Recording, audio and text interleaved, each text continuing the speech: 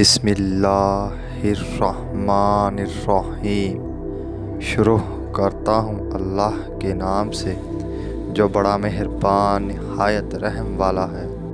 آپ علیہ السلام نے فرمایا، کوئی روزی کا طلبگار تیری اس روزی کو کبھی نہیں پا سکتا جو رازق نے تیرے مقسوم میں لکھ دی ہے، اور جو نعمت تیرے حق میں مقدر ہو چکی ہے اس کے حاصل کرنے میں کوئی شخص تجھ پر غالب نہیں آ سکتا۔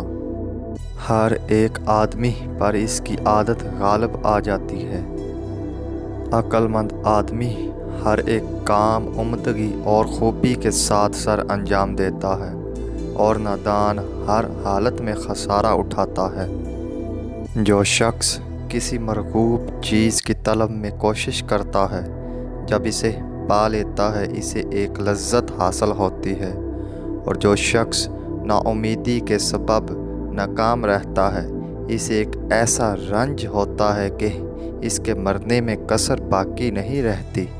سچی بات کا دلوں پر ضرور اثر ہوتا ہے۔